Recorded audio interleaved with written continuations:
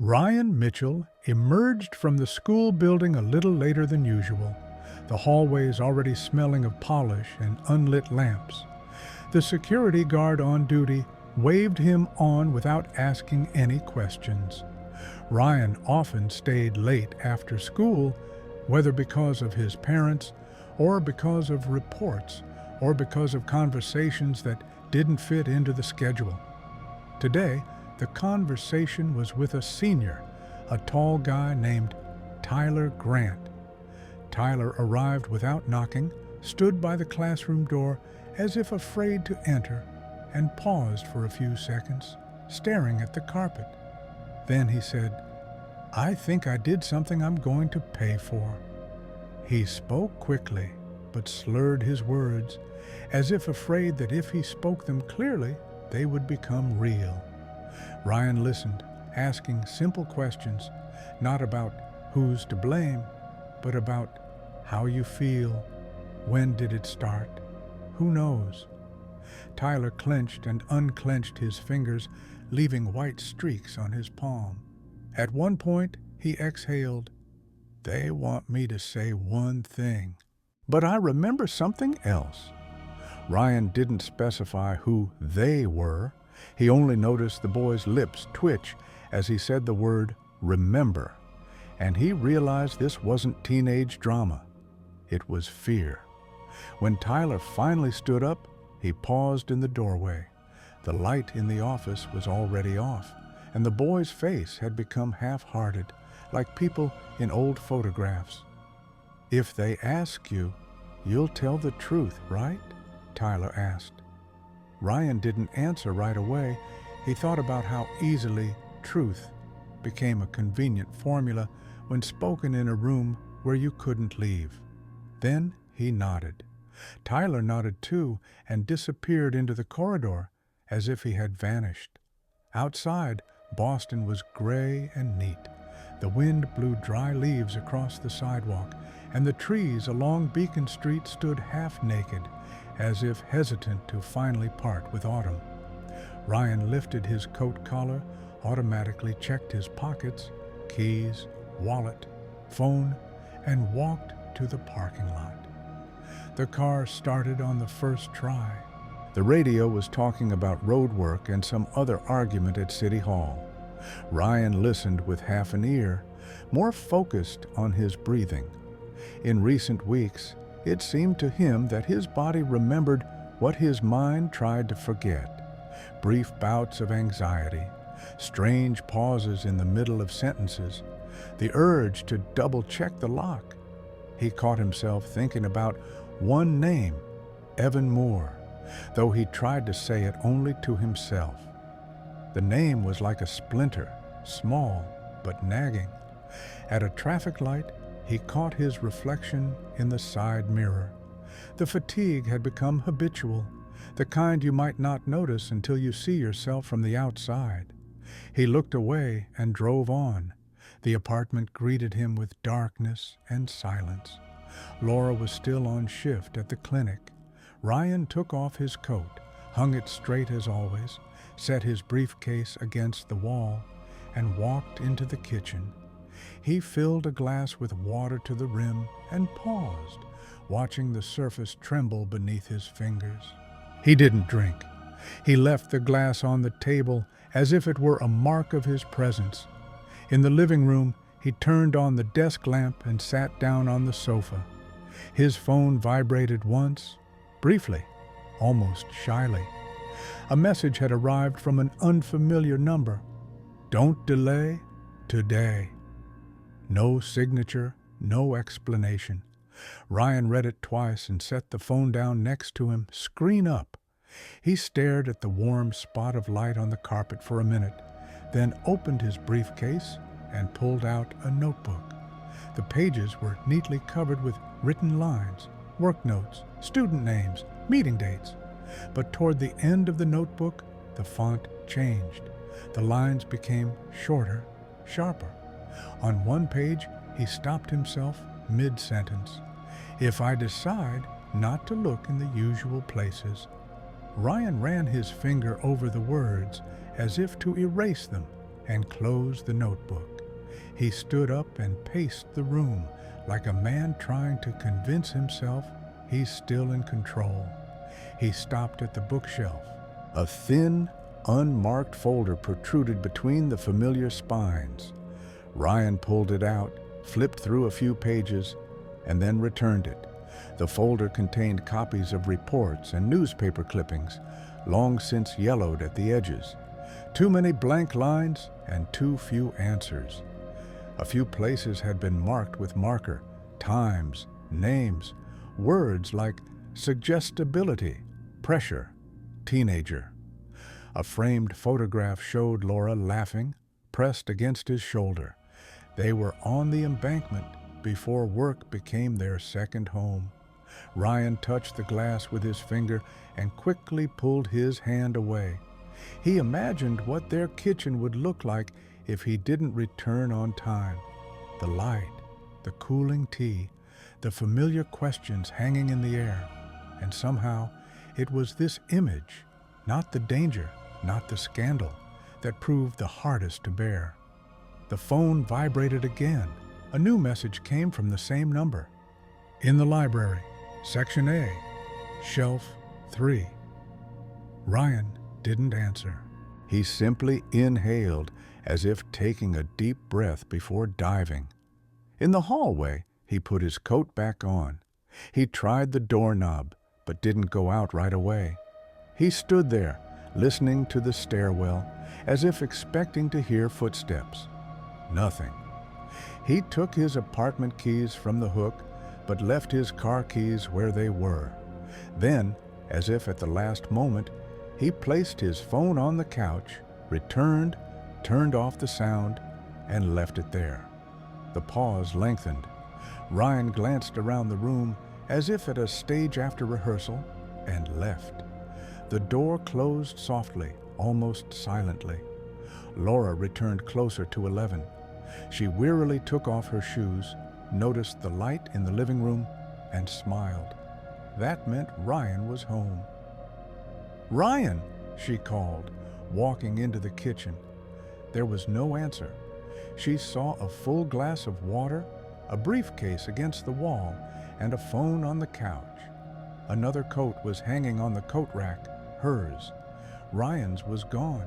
At first, Laura thought he'd gone out for a minute. To the drugstore, the trash bins, anywhere. She waited 10 minutes, then 20. She rang and heard the phone ring in the living room. Then the smile disappeared. Laura walked around the apartment, peering into the bathroom, the bedroom, even the pantry, as if a person could hide from their own life among boxes. She returned to the kitchen and looked at the glass of water again. It was so still, it seemed deliberate.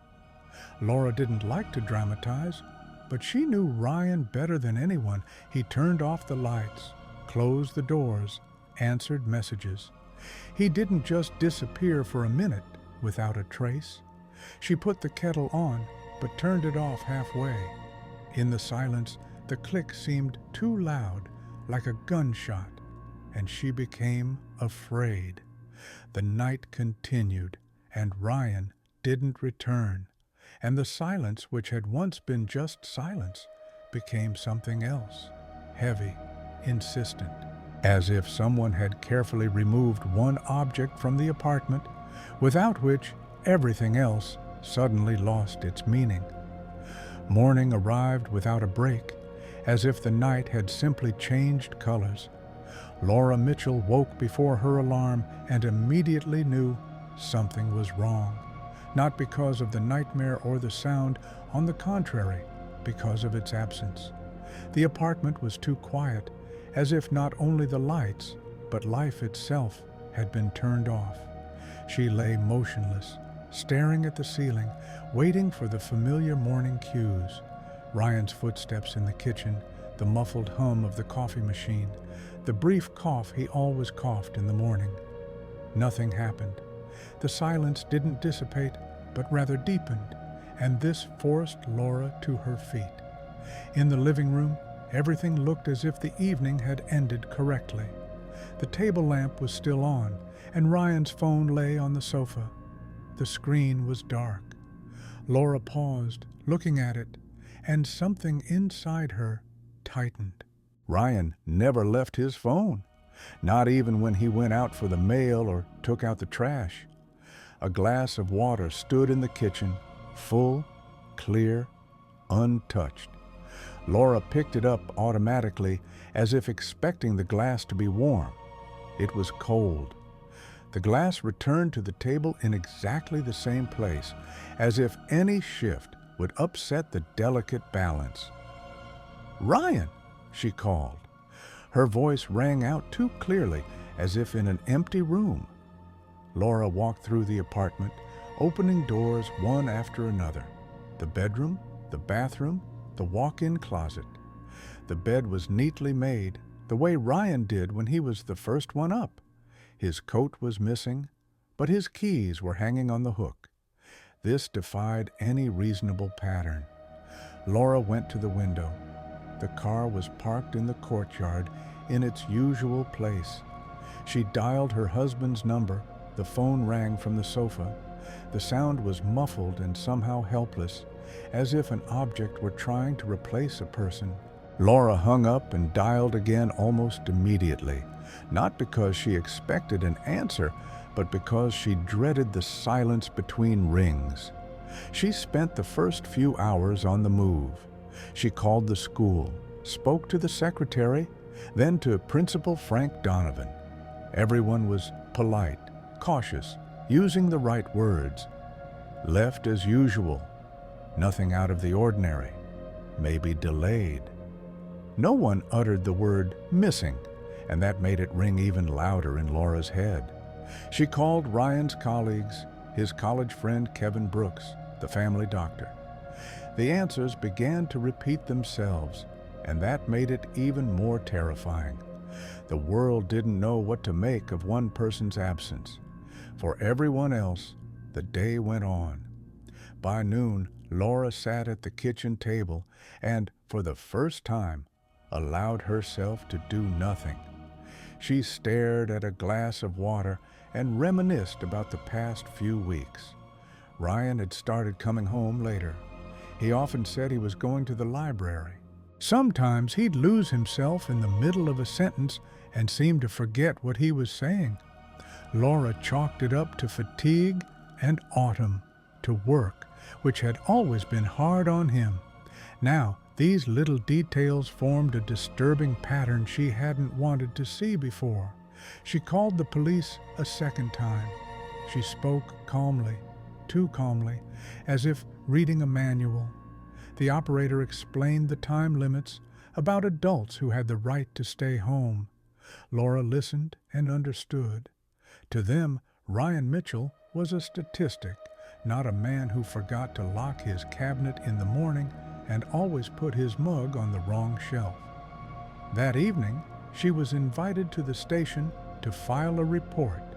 Bright lights, a plastic chair, a glass of cold coffee. Laura looked at her watch and caught herself thinking that time had ceased to be linear. Every minute dragged on, but led nowhere. When Detective Sarah Blake entered the room, Laura sensed it immediately. Not because she looked special, on the contrary, too ordinary. Dark hair, a simple coat, tired eyes. But there was no rush in her movements, and this inspired a strange trust. Sarah listened attentively, without interrupting. She took brief notes, asking precise questions. Phone? Car? Last conversation? When Laura mentioned the library, the detective's gaze lingered for a moment, as if noting it to herself. "This is important," Sarah said. By the time Laura left the station, it was already dark. The city was alive. Cars drove by, people laughed, windows lit up. Laura stood on the steps and realized for the first time that her life was now divided into before and while. Until Ryan was found, until no one told the truth, until the silence lingered louder than any answer. Sarah Blake disliked mornings at the station. The coffee was always too bitter, the conversations too loud, and the files on her desk too similar. But Ryan Mitchell's case stood out from the first line, and the feeling didn't disappear when she opened the file again, back at her desk. Disappearances without a trace are rarely accidental. Either the person wanted to be found quickly, or, conversely, did everything possible to ensure they weren't looked for at all. In Mitchell's case, neither was the case. Sarah drove to the apartment early, before the neighborhood had fully awakened. Laura opened the door immediately, as if she hadn't slept at all. There was no hysteria in her gaze, only the weariness and concentration of someone holding on with all their might. "I'll look over the apartment again," Sarah said, slowly. "I need to understand how he lived, not just how he disappeared." Laura nodded and stepped aside. Inside, everything looked neat, almost sterile. Not ostentatious cleanliness, but a habit of order. Sarah walked through the rooms, not touching anything, letting the space speak for itself. In such apartments, there's always a sense of absence, not like emptiness, but like a shift in air. Ryan's phone was still lying on the couch. Sarah picked it up, checked the screen, notifications, the time it last rang. Nothing unusual. She put the phone back in exactly the same place. "He never left without it?" she asked. "Never," Laura answered, "even if it was for 2 minutes." Sarah made a mental note and walked into the kitchen. A glass of water stood on the table, untouched. A simple detail, but too telling. People rarely poured water or drank it if they weren't planning on returning.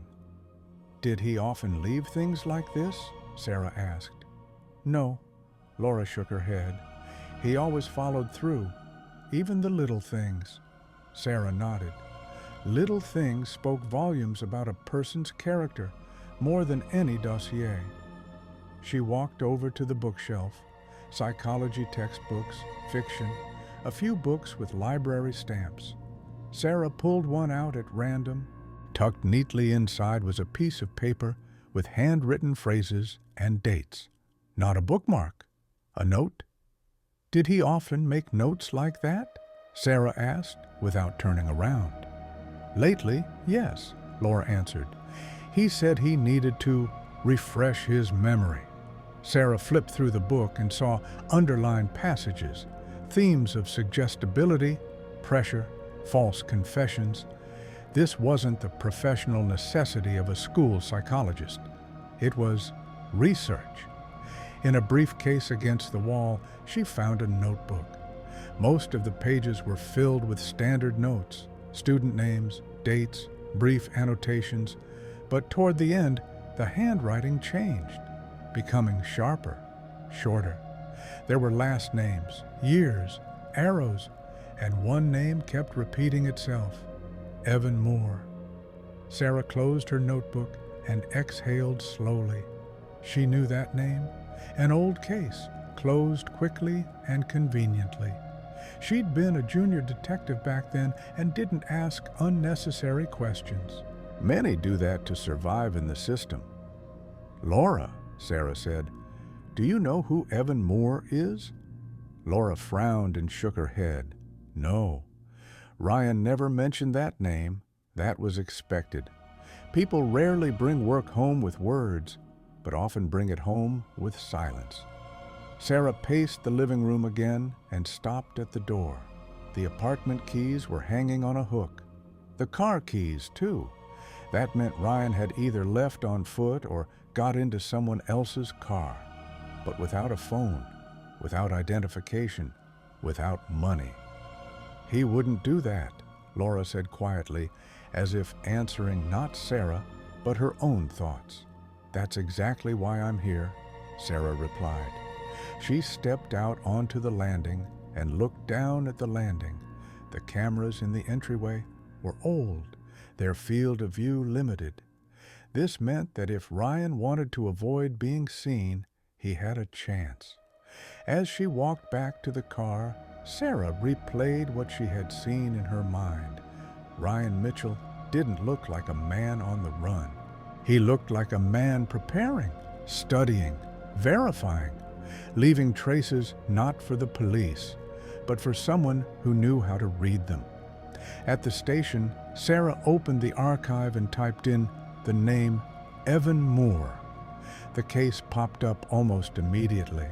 The disappearance of a teenager, a quick confession from another, minimal fuss, minimal doubt, and the psychologist's signature on the interrogation report, Ryan Mitchell.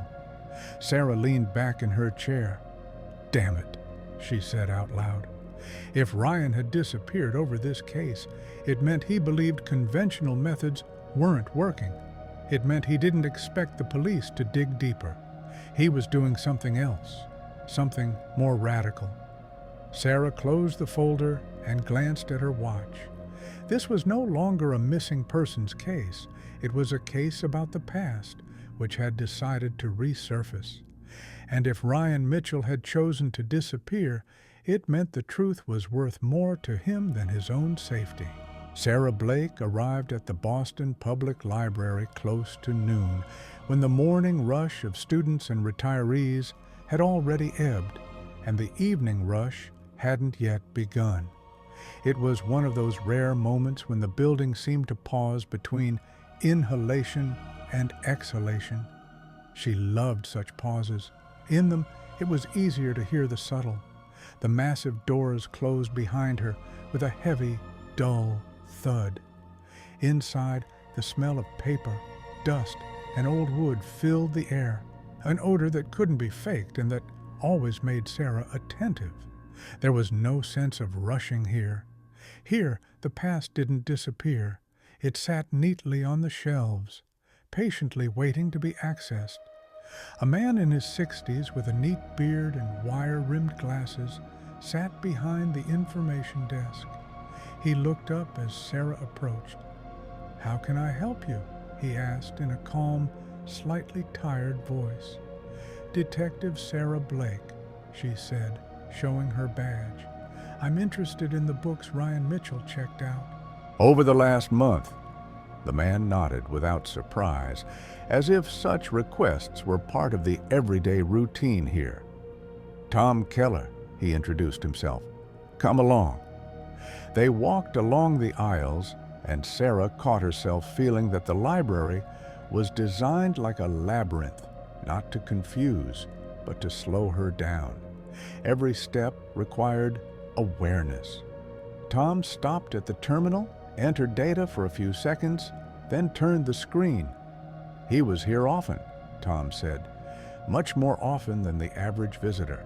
Mostly books on forensic psychology, false confessions, investigative errors. This one, for example. He pulled a book with a dark blue cover from the shelf and handed it to Sarah. The title was underlined in pencil. Confessions Under Pressure. "Did he usually sit in the reading room?" Sarah asked. "No," Tom smiled slightly. "He preferred the back sections, where there are fewer people. He said it was easier for him to concentrate that way." Sarah leafed through the book. Almost every 10th page was underlined, neat, without fanaticism. A man who didn't just read, but worked with the text. "Did he leave anything here?" she asked, not knowing why she asked the question. Tom thought for a second. "There was one time," he said finally, "a week ago. He came back for a book he had already returned because he forgot the bookmark. We found the book, but the bookmark was missing. He said that must have been a mix-up." He looked tense. "Where exactly did he usually sit?" Sarah clarified. Tom pointed toward the back room. "Section A, 3rd row.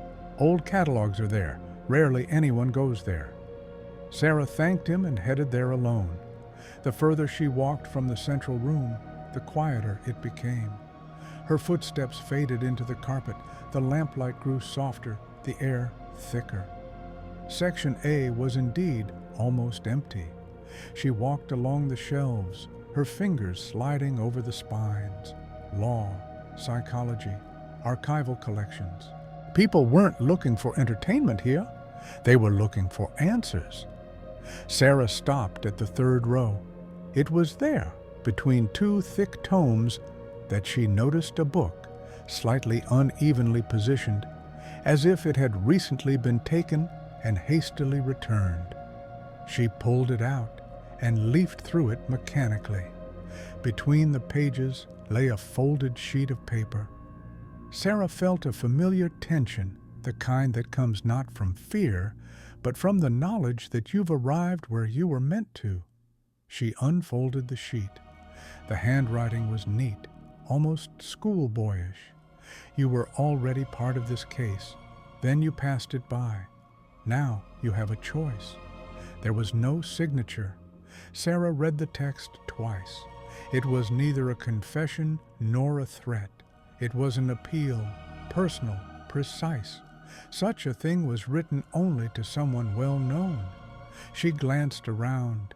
The room was still empty. The library lived its own slow, indifferent life. If anyone was watching her, they did so discreetly. Sarah carefully folded the note and put it in her pocket. Then she looked at the title of the book. It mentioned false confessions again.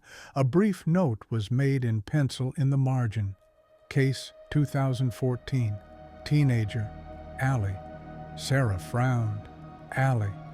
The word tugged at her memory like a hook. An old case. The disappearance of a teenager. A culprit identified too quickly.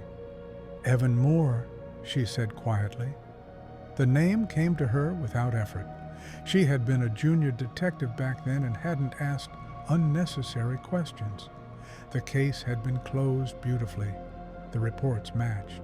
The signatures were there, and one of the signatures belonged to Ryan Mitchell. Sarah exhaled slowly. Now the disappearance was no longer a formless mystery. It was taking shape.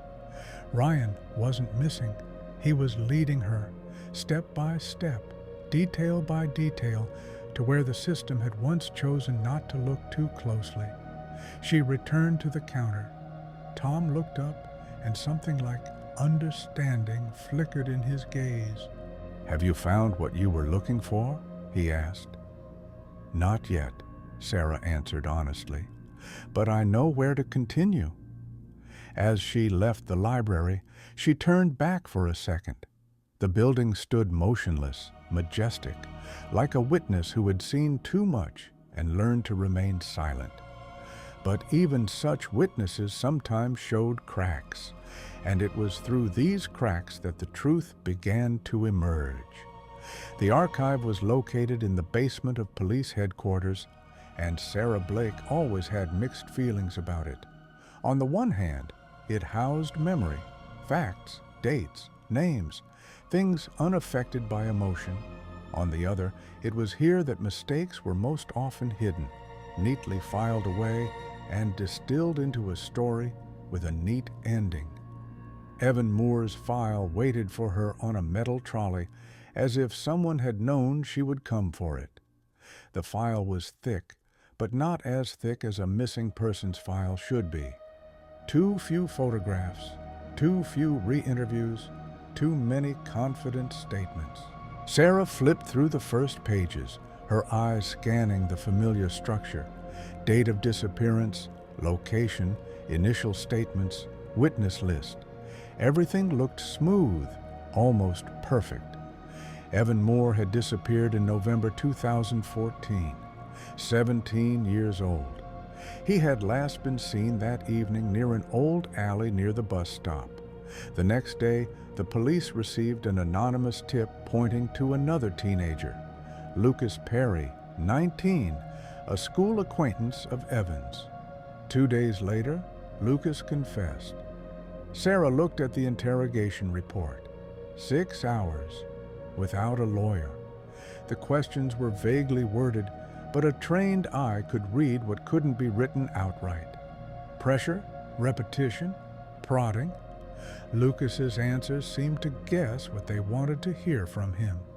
Sarah remembered the case. Back then she'd been a junior detective, sitting in the corner of the room, taking notes without interfering. She assumed her senior colleagues knew what they were doing. It was easier that way. She turned the page and saw the psychologist's signature, Ryan Mitchell. The signature was even, confident, without hesitation. But next to it, in the conclusion, was a short phrase, almost lost among the standard wording. Subject exhibits heightened suggestibility under stress. You could read that line and forget it, or you could stop. Sarah continued reading. Witness testimony. Michael Turner, 17 years old at the time of his testimony. His words form the basis of the indictment. He claimed to have seen Lucas Perry arguing with Evan in an alley. The details were few, but they matched the prosecution's version of events. Too convenient. Turner had disappeared a few months after the trial. Officially, he was in the Witness Protection Program. The reasons were classified. It seemed logical then. Now, it was alarming. Sarah leaned back in her chair and closed her eyes. The case was falling into place too neatly, without gaps, without cracks. And the real truth is almost never so neat. She opened the next folder, Internal Reports. There were notes there that weren't intended for the court. Short notes in different handwritings. Pressing, confused, repeating wording. And one phrase, underlined in pen, need to close quickly before the press gets involved. Sarah recognized the handwriting. Andrew Collins. He was in charge of the case then, a smart, charismatic, confident investigator who knew how to get the job done. He always said that justice was a matter of efficiency. Sarah looked at the date. It all happened in 9 days. Disappearance, suspect, confession, indictment. 9 days for a case that should have haunted people for years. She remembered Ryan as she knew him then. Calm, slightly detached, always attentive to detail. He didn't argue openly. He asked questions, the kind you could ignore if you didn't want to hear the answer. Perhaps that's why his conclusion seemed so neutral. He left doubt, but didn't turn it into a conflict. Sarah closed the file and realized that Ryan Mitchell's disappearance was no longer a mystery in the traditional sense. He wasn't running. He was returning to where he had once left off. She stood up and walked down the archives hallway, feeling anger slowly building inside her, not at a specific person, but at a system that allowed her to turn a blind eye when it suited her. Lucas Perry had been in prison for almost 10 years. Evan Moore was never found, dead or alive, and yet the case was considered closed. Leaving the archives, Sarah paused by the window. The city behind the glass lived its own life, indifferent to old mistakes. She pulled out her phone and made a few calls, one to the Department of Corrections, the second to the Witness Protection Program. One name intrigued her, Michael Turner. That evening, she reopened the Evan Moore file at home. She read slowly, making notes in the margins. Now she saw things she hadn't noticed before. Time inconsistencies, vague wording, confidence where caution should have been. Sarah closed the folder and looked at her watch. If Ryan had disappeared for this case, it meant he believed there was no other way. And if he had taken such a step, it meant the truth was more dangerous than a lie. The case, closed too quickly, was beginning to unravel. And with it, a question arose that Sarah could no longer put aside. How many more such folders lay in the archive, waiting for someone to decide to look at them not as the past, but as a mistake that could still be corrected? Sarah Blake started the morning with coffee that remained untouched. She sat at her desk, staring at her laptop screen where the cursor blinked on a blank document titled Michael Turner. The name seemed simple, almost impersonal, and that was precisely what made it dangerous. Such names are easily lost in databases, vanishing into statistics, disappearing without a trace. But Sarah's intuition told her that this simplicity held the key to the entire case. Official requests yielded almost nothing. The Witness Protection Program was a closed system, and only a few had access. The responses to her requests were standardized, information unavailable, data classified, no basis for disclosure. This only heightened suspicion. If a witness was important enough to be hidden, then their testimony carried weight, or a threat. Sarah decided to take a different approach. She opened old school archives, alumni lists, local newspapers from 2013 to 2015. Slowly, methodically, as if she were assembling a mosaic from the fragments of someone else's life. Michael Turner popped up here and there, a mention on the school baseball team, a short note about a volunteer project, a photo from graduation, an ordinary teenager, unremarkable in any way. These are the kind of people who make ideal witnesses, easy to direct, easy to persuade, easy to make believe they're doing the right thing.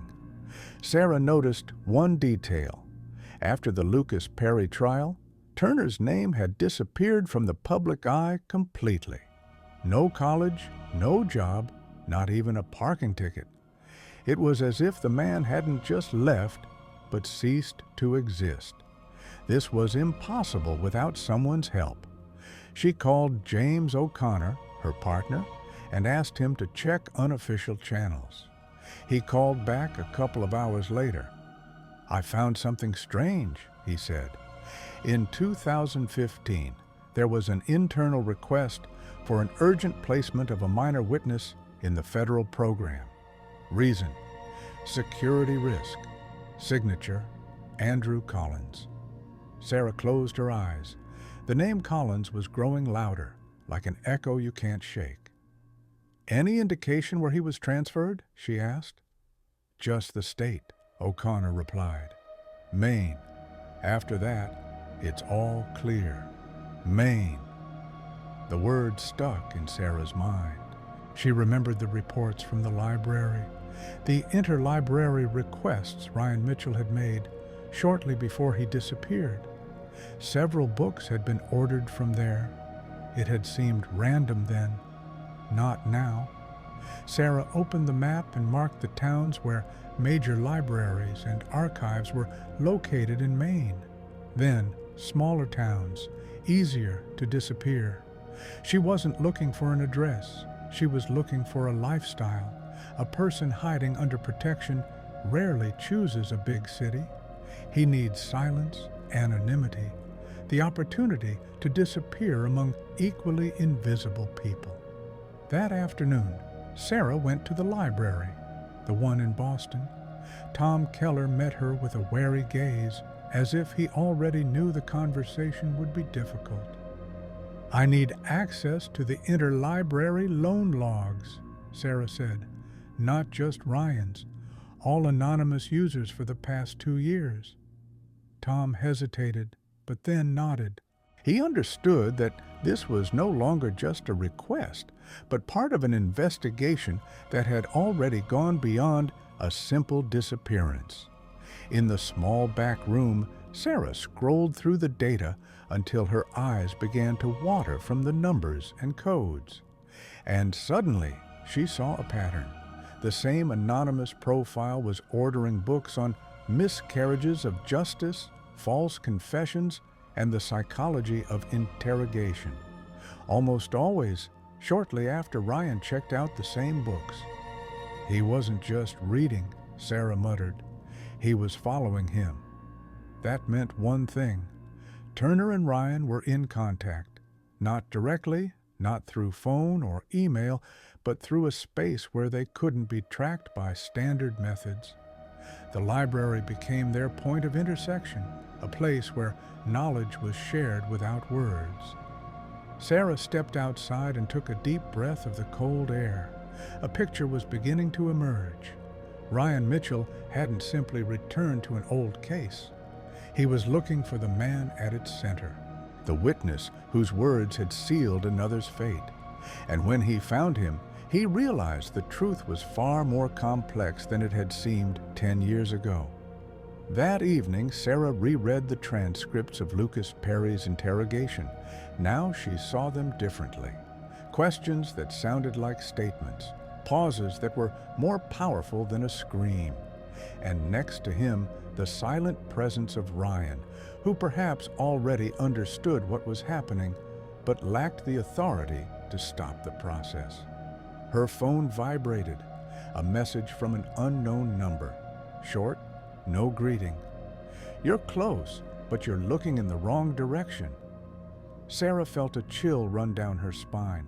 It wasn't a warning or a threat, it was an invitation. Someone knew what she was doing, someone was watching. She didn't respond. Instead, she did what she always did when she felt pressured. She kept working. If Turner really was alive and hiding under a new name, then he was still afraid. And fear is the best motivator for mistakes. Sarah wrote a few words on a piece of paper. Maine, library, anonymous profile, Collins. She connected them with arrows as if drawing a map of someone else's mind.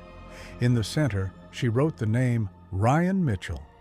"You didn't disappear," she said out loud. "You left a route." Ryan's disappearance wasn't an ending, but a signal. He left to bring to light the man who had vanished before him, a witness who lied not out of malice, but out of fear. And if Sarah found him, she would have to confront not only the truth about the past, but also how easily the system turned ordinary people into tools.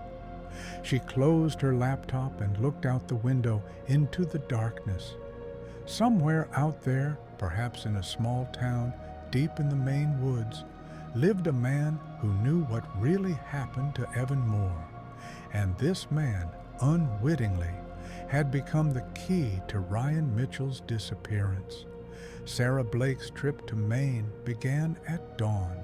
The highway stretched like a gray ribbon through a sparse fog, and the journey felt more like an interstate highway than a transition between stages of an investigation. In Boston, there were reports, offices, and familiar faces. Ahead lay a space where Ryan Mitchell and the man named Michael Turner could finally cease being abstractions and become living people. Sarah didn't know the exact address. All she knew was the town, small, coastal, with a population of less than 10,000. Places like these are ideal for those who want to disappear, but not completely.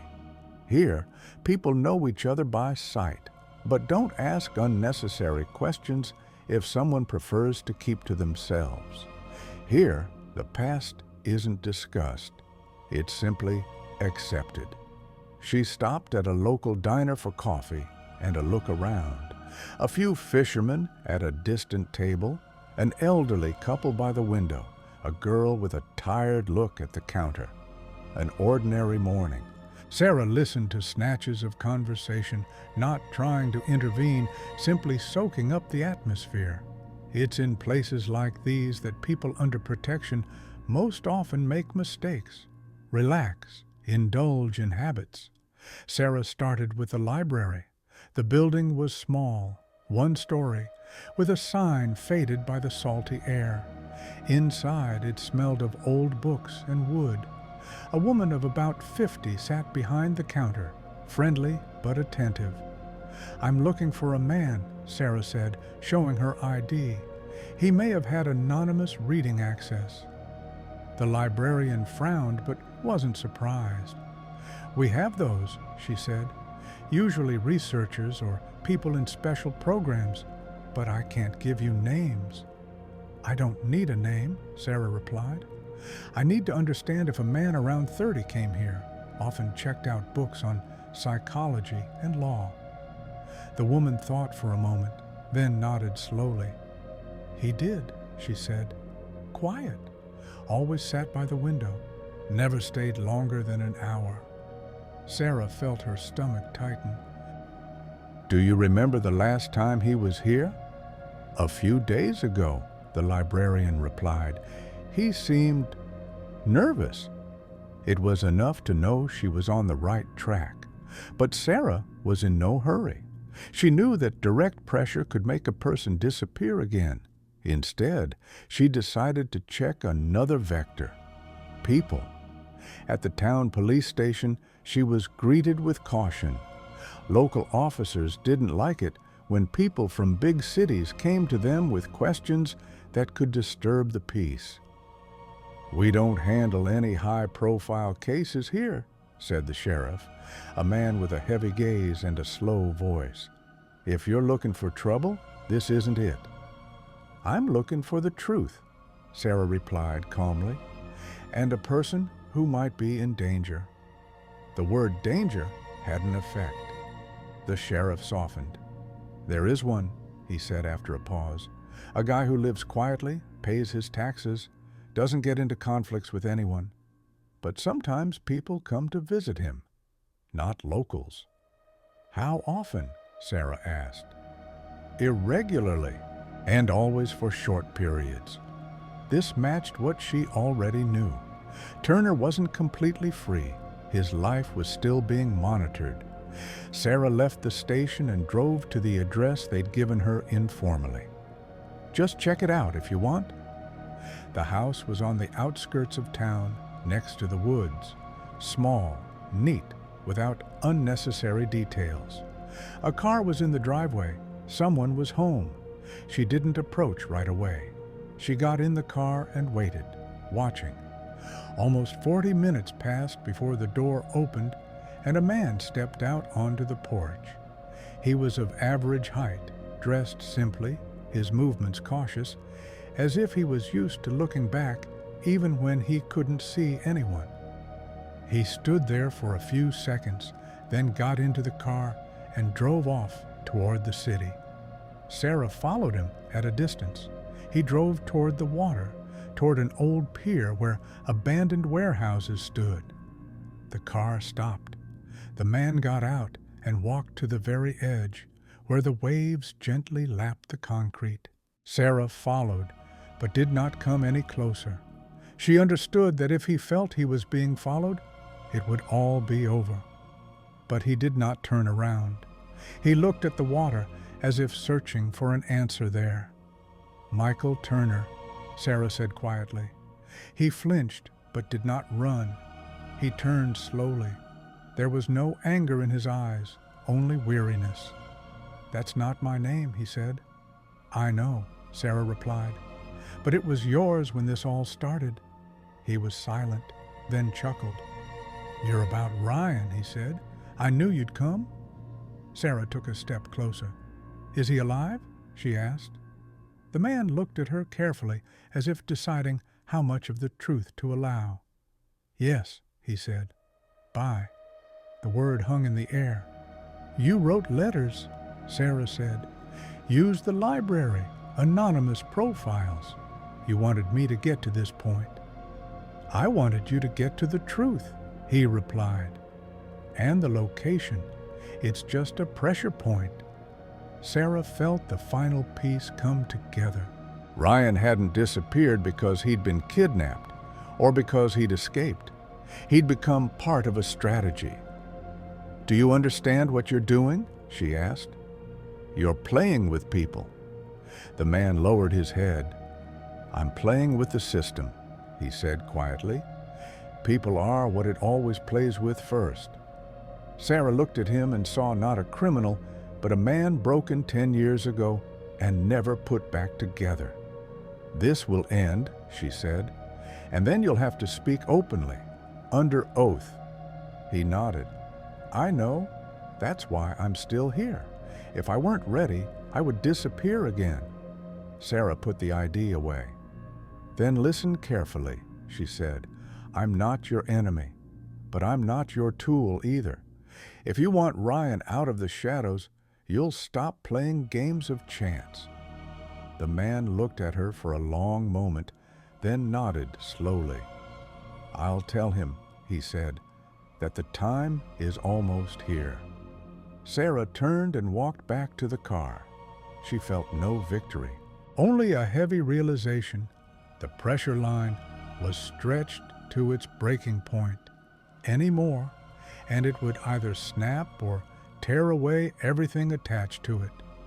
The return to Boston had taken Sarah Blake almost the entire day, but the journey brought her no sense of progress. On the contrary, the tension only intensified with every kilometer. The meeting with Michael Turner hadn't brought relief. It had confirmed the worst-case scenario.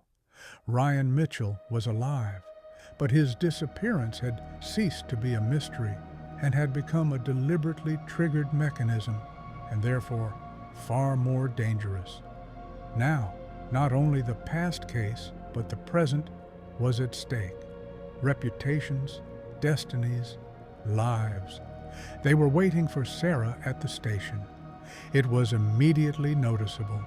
The silence in the hallways was not work-like, but wary, as if the building was holding its breath. James O'Connor was sitting at his desk and, upon seeing her, stood immediately. It was clear from his expression that the news had already begun to spread. "Hayes wants to see you immediately," he said quietly, "and he's not the only one." Sarah nodded. She knew this moment would come. With the formal launch of the review, the Evan Moore case had ceased to be an internal investigation and had become a threat to too many.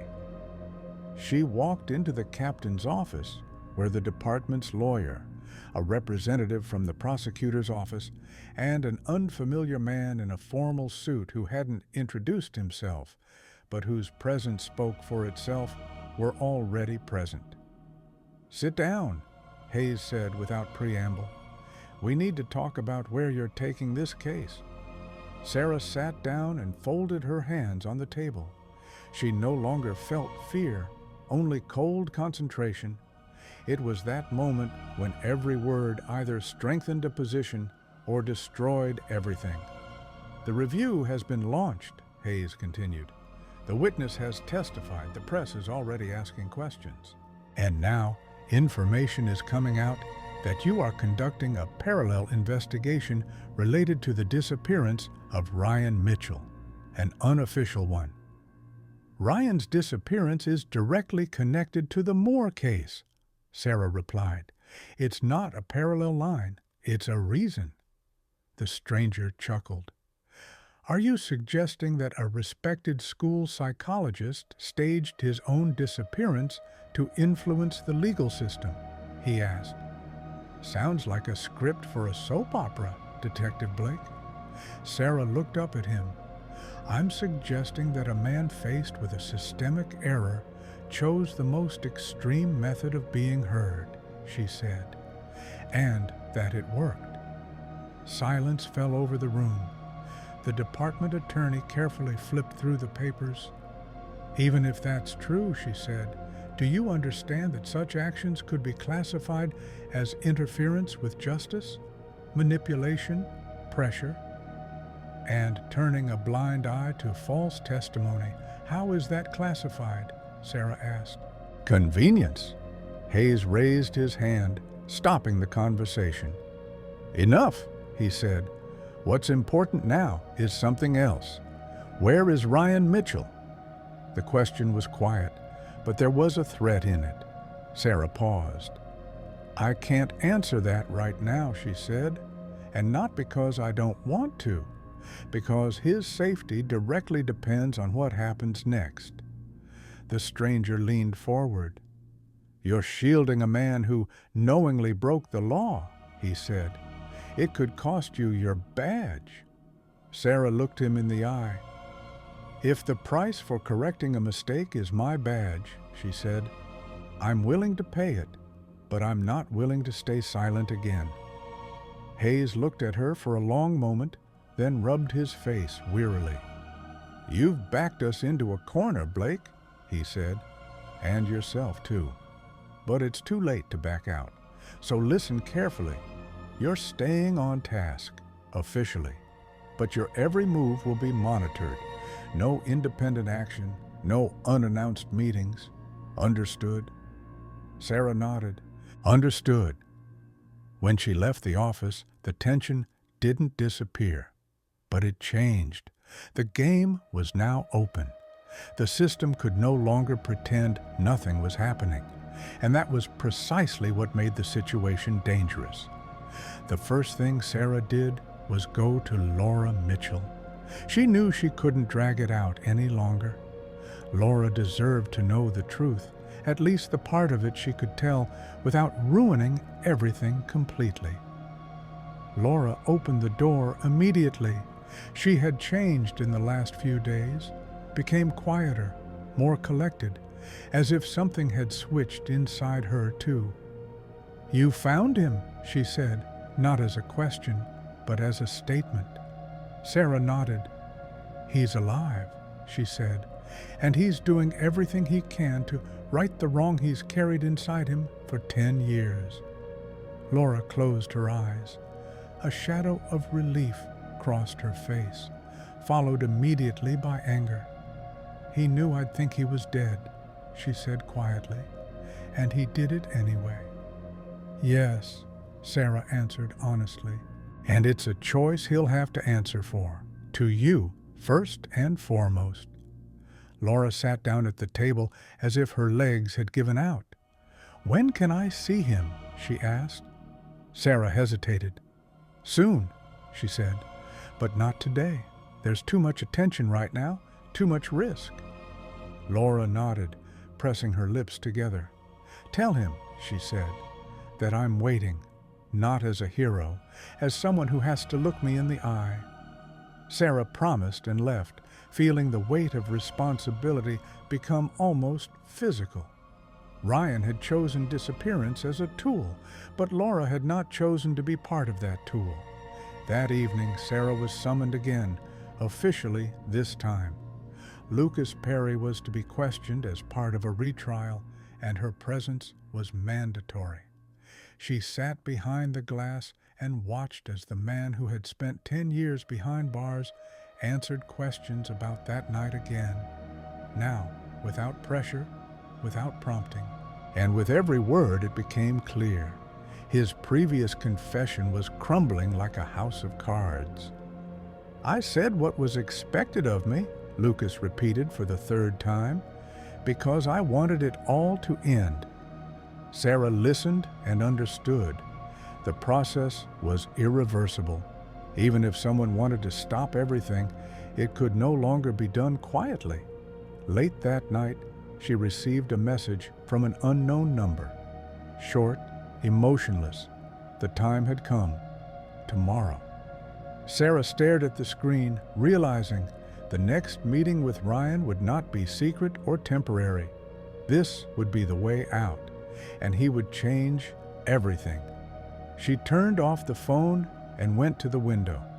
Boston lived its own life. Lights, cars, people who were unaware that right now, somewhere, the history of an old case was being rewritten. A history in which there were no simple guilty parties or pure heroes. The morning began with rain, a light, cold rain, as if Boston itself was trying to wash the tension of the past few days from the streets. Sarah Blake stood by her apartment window and watched the drops trickle down the glass, leaving no trace except timelines. She knew today would not give her the opportunity to be temporary.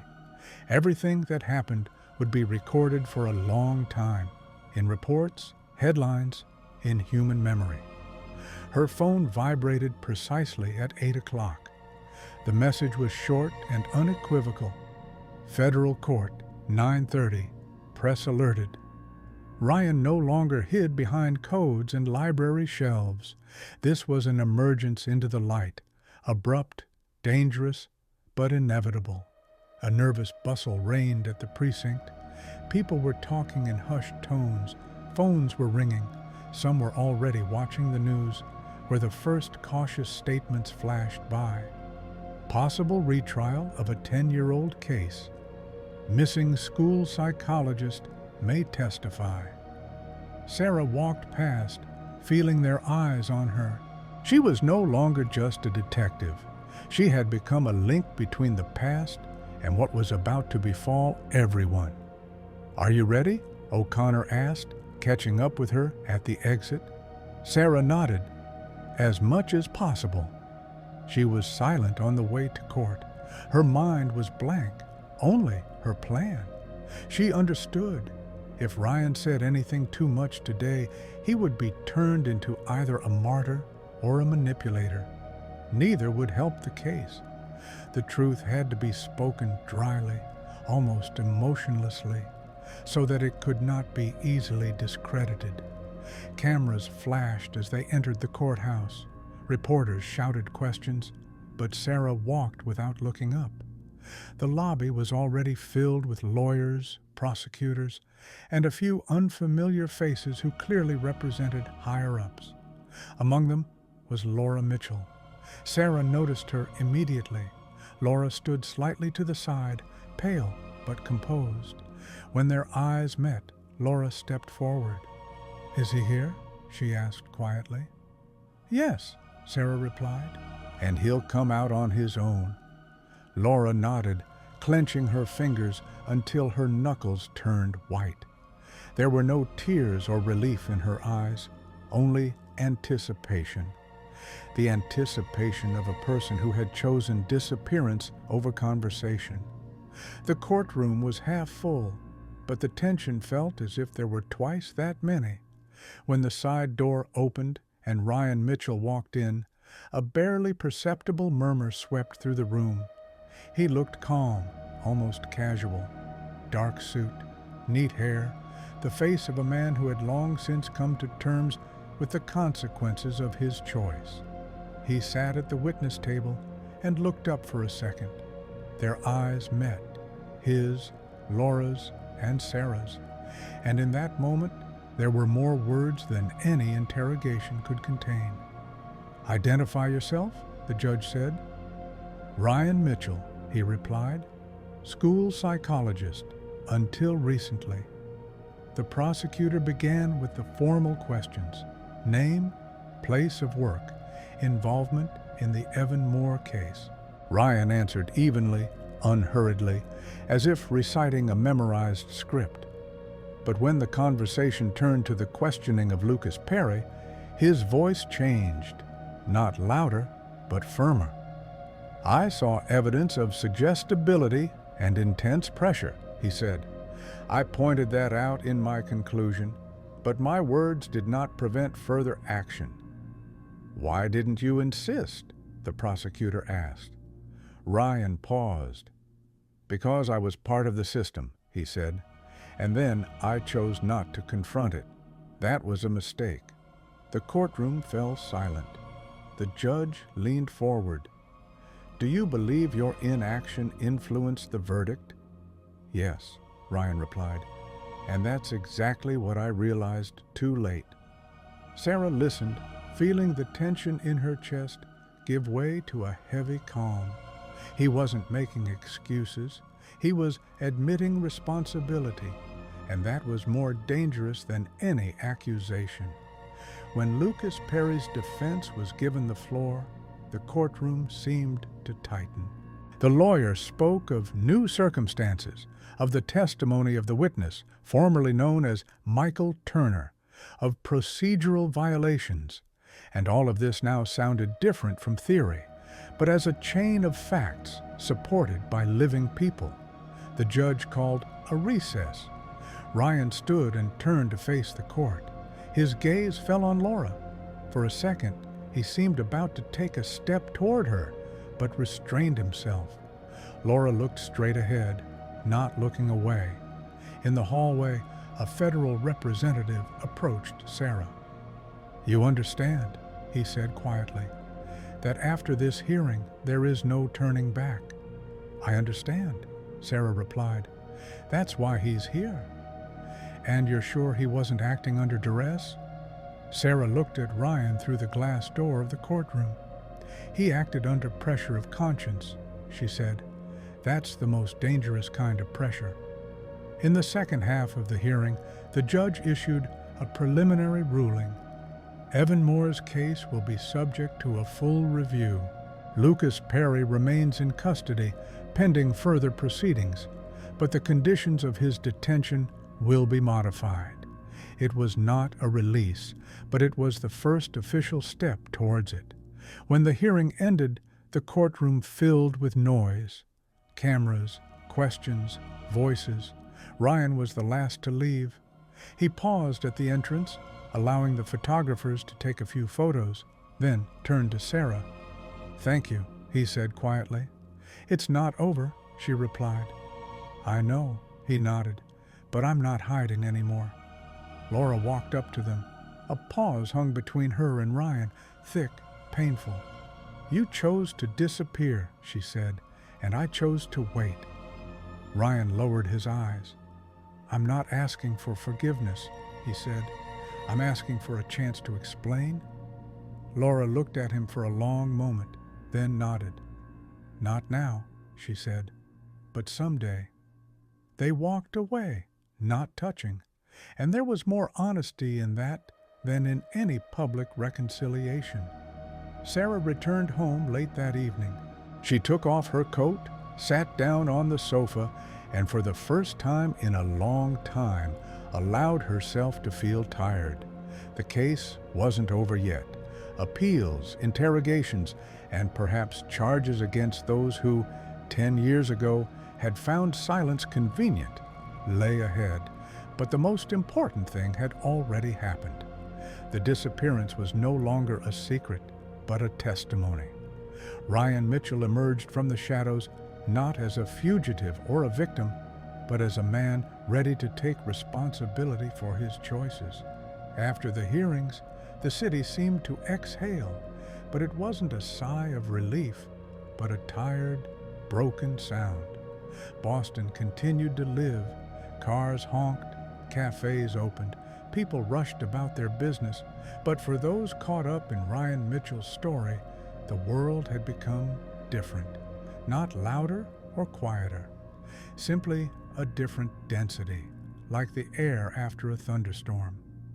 Ryan temporarily moved into a small apartment provided by his lawyers. That was the condition. No amateur activity, no publicity, no return to his former life until the legal process was completed. The apartment was impersonal, light walls, standard furniture, not a single item with a history. Ryan understood that this was how it should be. He had chosen to erase himself for a time, and now the system was responding in kind. He sat by the window, looking out onto the street, and for the first time in many days, he allowed himself to plan nothing. Disappearance required constant monitoring, routes, signals, pauses, coincidences. Returning was more difficult. It demanded presence, full, unprotected, with no way to hide behind absence. His phone vibrated. The message was short. "She's ready to meet. Today, neutral location." Ryan read it several times. He knew this meeting would be more difficult than any interrogation. The court demanded facts. Laura, the truth that didn't fit into the protocol. They met in a small park near the river. Laura had chosen the location, open, crowded, with no way to hide or leave unnoticed. Ryan arrived early and sat on a bench, his hands on his knees, like a man preparing for a conversation in which interruptions were forbidden. Laura approached calmly. She was wearing the coat he remembered, old, worn at the elbows. The detail that suddenly struck him hardest. The world hadn't stopped while he was gone. She sat down next to him, leaving a distance between them that wasn't accidental. "You look here," she said finally. "I am here," Ryan replied. The silence stretched. A woman with a dog walked past. Children laughed somewhere. Ordinary life went on as usual, and that was precisely what made conversation almost impossible. "I thought you were dead," Laura said quietly. "I was preparing for this, learning to live with the idea that you were gone." Ryan swallowed. "I know." "No," she turned to him. "You don't know, because if you knew, you wouldn't have done it like that." He wanted to object, but stopped himself. Any excuse now would sound like an attempt to defend himself, not to hear her. "I made a choice," he said instead, "and it was the wrong one for us. But I didn't see any other way that wouldn't end with everything being swept under the rug again." "You decided you had the right to choose for me," Laura said. "That's the worst part." Ryan nodded. He didn't argue. "I'm not asking for forgiveness in a way that would fix everything," he said. "I'm asking for the opportunity to be here while you decide if there's something for us after this." Laura looked at him for a long time. There was no hatred or pity in her gaze, only the weariness of someone who had held on for too long. "I don't know," she said finally, "and I may never know for sure, but right now I need you to be honest. Not a hero, not a symbol, just a person." "I can do this," Ryan said, "although it's the hardest part." They stood almost simultaneously. Laura didn't hug him, but she didn't pull away either when he awkwardly touched her arm. It wasn't a reconciliation. It was permission to keep the door open forever. That same evening, Sarah Blake sat in her office, staring at a stack of documents growing faster than she could read them. The reopening of the Evan Moore case had officially set off a chain reaction. Old cases were being reopened, journalists were digging through archives, and prosecutors were looking for ways to minimize damage. Andrew Collins' name was cropping up more and more frequently in informal conversations, but there were no formal charges yet. Sarah knew the system would resist, not because everyone in it was a villain, but because admitting error was the most precious resource. It required not only acknowledging the past, but also changing the future. She was called to an internal meeting. The room was filled with people who rarely sat around the same table without protocol. The conversation was harsh, but not shouting. "You understand," said one of the executives, "that this sets a precedent?" "Yes," replied Sarah. "That's exactly the point. You're opening Pandora's box. We opened it a long time ago," she said. "We just pretended that we didn't hear something knocking from there." After the meeting, she went outside and for the first time in a long time felt not fatigue, but a strange calm. The case wasn't over. Perhaps it never would be completely over, but the direction had changed. A few weeks later, the court issued an interim decision. Lucas Perry's conviction was overturned, and the case was sent back for a new trial. This didn't mean immediate freedom, but it did mean that 10 years of life were no longer officially considered a mistake without consequences. Sarah was present when the sentence was read. Lucas looked confused, as if he didn't fully believe that the system that had broken him could suddenly offer a chance.